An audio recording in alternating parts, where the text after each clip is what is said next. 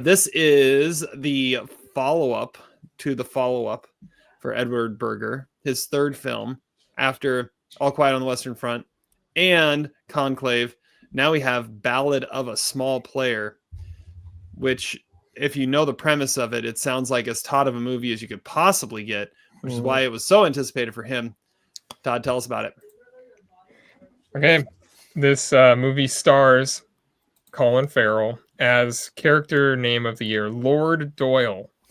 And he is a degenerate gambler in Macau, which is the gambling capital of the world. He spends his time himself there Lord Doyle? I mean, sounds like a Pinot category best great character name. We need a best character name award. But he plays baccarat and he gets wasted. There's this crazy high stakes game he plays in, hosted by Dao Ming, played by Fala Chen, and featuring the unbeatable Grandma, played by Deanie Ip. And he develops a thing for Dao Ming, but another woman comes into his life, barges in, which is the mysterious Betty Grayson, played by Oscar winner Tilda Swinton. And she's following him, bringing up past mistakes in his life and that are catching back up with him, I guess, and spiraling him down this like path. And it's interesting to me seeing how much music is important to Edward Berger's movies. That's about the only through line between his three films since his rise to prominence. Because the music is, it sets the mood in this movie. It starts out with a pretty distressing tone, and it's kind of a bang early on. Like it really moves in the opening scenes, and it teaches you the basics of baccarat, which is the highest chance of winning in a casino, which I was interested in. I've never actually played, but I've seen the tables, and they're always like in a private room and stuff like that, because like only high rollers actually play it. You just need a bankroll in order to get in. The movie feels like a little bit like a Nicholas Winding Refn movie, but it's not as fully enthralling as it thinks it is. The style is just overflowing in this, but there really isn't a ton underneath. The cinematography is gorgeous to look at, though, so it never is boring because you can at least look at the scenery and stuff. I don't feel like Colin Farrell knows anything about playing cards. Like, from the very first scene, like, he is bending the hell out of those cards. I was thinking the same thing. Like, he would get thrown out of the place or at least kicked off the table because he's basically marking the cards. Like, he is really ripping those things hard with gloves on even. It was annoying to watch. It kind of feels like a throwback, but I'm not really sure what era it's throwing back to. I'm not sure it knows either. I could see it being a pretty addicting book, though. This is based on a novel. The setting and everything leads to really vast descriptions and depth that really isn't on screen, but I could see it being on the page.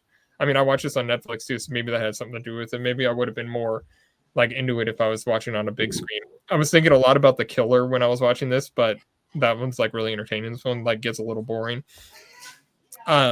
It is hard to know exactly what to think of King Doyle, or Lord Doyle, not King Doyle, because it's not exactly redemption he's seeking, but he has this like urge that he's trying to control that leads to his self-destruction. He's trying to like get rid of that, but he's also trying to escape his past. Like the movie wants to be a little bit like Rounders, but it never reaches any watchability level like that. It's compelling, sort of, but regardless of what you think of the character, just because the path he goes down, it's interesting. And his relationship with Dao Ming is something, but ultimately what it leads to is more than a little forced. Like I never understood why this was like a Halloween movie, but now I kind of do, which is really strange because I don't think anybody would think that going in. Tilda Swinton is ridiculous in this. It's a bizarre movie. It isn't really that good, but I can understand people liking it. I can understand people hating it, but this is so much my thing that I can't really go lower than 2.5 stars. But I was a little disappointed by how it actually played out, because the trailer for this, absolutely best trailer of the year. All right. Another good Pinot category. Best trailer of the year. Yeah. All right, Zach, what did you think of this one? Yeah, I knew that Todd was really high on it. And it definitely touches on things that we like on this podcast. Not just Todd. I think we all like gambling. I think we all like Edward Berger. We all like Colin Farrell and Tilda Swinton. So on the surface, there was a lot to like about this movie. It got some curiously bad reviews, and most of the reviews tend to say something along the lines of the movie has a lot of excess, but it doesn't have a lot of depth, and it's kind of hollow. That's the way I felt about Conclave. All right, Conclave looked chic and smooth, and it seemed like it was a sleek Oscar movie, which it was, but to me, the movie rang hollow. This one doesn't. This movie worked for me. I'm at 3 stars for it. I thought it was entertaining, really from start to finish. Yeah, it's a bit preposterous, but, so are a lot of movies about gambling and locations like Macau or Vegas or Monaco, wherever. Colin Farrell's really fun in this role, as Lord Doyle. Great name. Tilda Swinton looks like some sort of cross between like Julia Gardner and Sean Penn in Carlito's Way. I'm not really sure what, but I like her performance. She's got a nice interaction with Colin Farrell. They've got some good scenes. There's what holds me back with this movie is nothing to do with what the critics don't like about it. I don't mind the propulsive score, which Edward Berger seems to love, and I don't mind the colors and the excess. The only thing I don't like about it is that it seems like there are times when the screenplay goes a little easy on Colin Farrell. It kind of gives him like ways out that are pretty convenient. There's a couple of coincidences that I didn't totally buy in this movie. But I can't think of that many movies about Baccarat. I have to say I was intrigued by his beautiful leather gloves, and his eating scenes were fantastic in this movie. I'm not really sure what those scenes had to do with anything, but they were entertaining nonetheless. So I have some questions about it. I don't know. I don't want to spoil too many things, but like there's a scene where he finds something. And again, this was on Netflix, so I wasn't paying attention necessarily the whole time, but like he finds something very convenient to him. And I'm like, where the hell did this come from? That seems like a real, gimmick by the screenwriter. I wish he could have had a little more obstacle in finding that object. However, I'm at 3 stars. I think it's way better than Conclave. And it's a fun movie. I mean, it basically is like a less good version of Uncut Gems. And this time with Tilda Swinton and not just her voice. I see what you did there. Good stuff. All right. I'm at 2.5 with this one. I thought about going to. I don't think there's not much to this story, or at least I had trouble following what it was trying to do. And kind of like what Zach said, there were many moments in there where I was like, wait, did I miss something? We're jumping to that, and I'm supposed to buy it. Okay.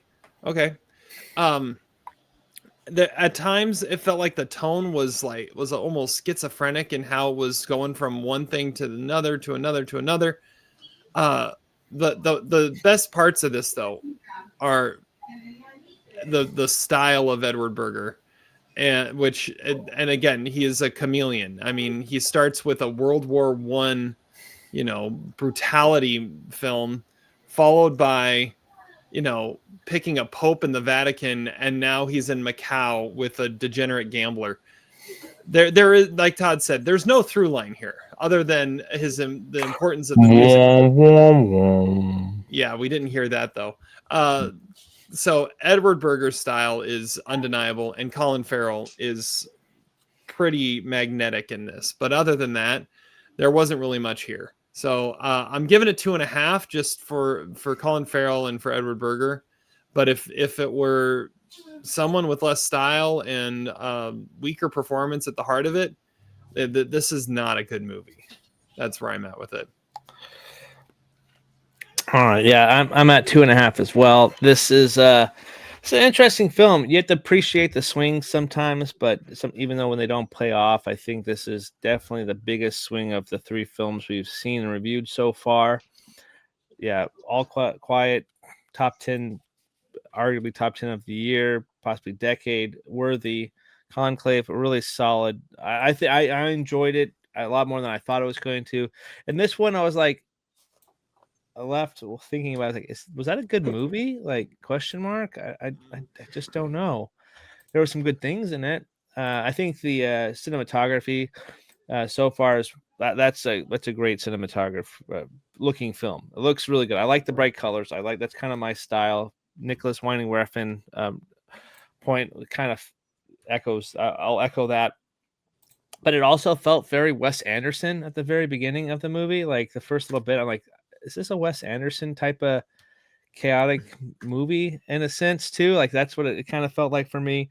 His eating scenes reminded me of the Penguin. Like that's just great. It reminded me of Dennis Quaid in The Substance. Yeah, that's true. That's Danny DeVito eating in Danny DeVito's Penguin eating in Batman Returns. That's what it reminded me of. But Colin Farrell has had such an interesting career, and he's been doing some of his best stuff recently. I think he's really good in this. The performance I really liked a lot was Fala Chen as Dao Ming. I think she's really pops off as well. I wish we had more time with that character, honestly, like how and her standing in the hotel, but we really don't get to see her, and I feel like it's a kind of ends up being a kind of a cop out at the end of it, because I was like, I've seen that before. I've seen stuff of that nature play out, and then it became like a supernatural-ish part as well, but not a great movie, but something I couldn't take my eyes off of. So I'm at an enthusiastic 2.5 stars. Maybe not enthusiastic, but it's definitely an interesting, the weaker of the three films for Berger, but if this is your floor, I think it could be a lot worse. Like he's definitely proven to be a talented director that we'll be watching his career with great interest. Yeah, at least his floor is, man, he's got some style to him. Yeah, style points. Yeah. Okay, can you guys do something for me? What movie do you have? What 2025 movie do you have this ranked above on your list? Because I'm going to go out on a limb right now. I'll bet you all those Chinese dollars that he has in this movie that this movie is more entertaining than the movie you have it ranked above. Like, don't sit there and tell me this was not entertaining shit, all right? It was only like 95 minutes long. It was fun. It was propulsive. Yes, it was stupid at times, but it was fun, man. It was a blast to watch this shit go down, you know? I have it, by the way, I have it above Bring Her Back, and I would watch this over Bring Her Back any day. I have it above. So Bring Her Back is what's immediately above it, or no, immediately below it? Okay. Mission Impossible: The Final Reckoning is what you have immediately below it. Wolfman. Yeah. I have The Smashing Machine immediately below Ballad of a Small Player. No, Small Player is better than Smashing Machine. Yeah. Yeah, that's why I have Ballad of a Small Player above it. Yeah, for sure. Oh, well, maybe it should be the one above. I think I did. That's what I was thinking. Yeah, I don't know. But you know what I mean. Like, the movie. I have basically, you guys are being too hard on it. Is what I'm okay. I have Mickey 17 above it. This was more fun than Mickey 17. I have Flight Risk above it. Oh, Flight. Okay. F1 is right above it. Oh, this is right in the same region as F1 for me. But this one is like 75 minutes shorter. I don't know. I mean, the movie is kind of boring. Like, that's the thing. I mean, it moves quickly but at that's the why beginning, it's on and then Netflix. it You doesn't. can just fast forward through the part when he's on the boat. Yeah, fast forward through that shit. When he leaves Macau, yeah, you can fast forward through that. But come on, you're telling me that the scenes with Grandma weren't fun? Tilda Swinton is fun. The guy that he's with that owes him money is fun. That's all fun characters. He goes into a poker or a card game, and then there's someone named Grandma, and I was like, this is totally trying to be Rounders. I did not think about what your criticism, Todd, about the bending of the cards. That's a very astute point. Dude, there's no way you could shuffle those ever again. Well, but see, it kind of goes to like, then there's times in the movie where he's not let back. They say he's not allowed in the casino, but then he goes in again. There's times where it's like, well, you need to do this by this time, and then they're like, oh, well, it's not a big deal. Like, again, the screenplay needed to be a little sharper. It needed to actually follow through with the rules that it tried to set up for him. Yeah. But that's really my only complaint, because I think he's a blast to watch. I think the best, most accurate line of the entire movie was, I've never seen anyone play cards in gloves. That's true. Yeah. It makes me think about the next time we go to Vegas. I really think we should get some yellow gloves. I think that is a great just go out to the garage, get some like gardening gloves, and handle your gloves like you would handle dry ice with care, but apparently trying to break it in half at the same time. My banner comes from this movie. You want a dinner and a dance? That's my line. Ah! Yeah, good one. All right. Well, Zach's at 3 stars on Ballad of a Small Player. Todd and Adam and I are all at 2.5 stars. It's on Netflix if you want to check it out. It's an interesting watch. I think we can all say that. But whether we agree on the real quality of it. Okay. See, what's Moving hilarious on. is I thought you guys were all going to be thumbs up on it, and I was going to be thumbs down going into watching it. So it's the complete inverse of that. I didn't want to watch this movie. I thought the reviews weren't great. I think the reviews and your guys' criticisms are unfair. It's a fun movie.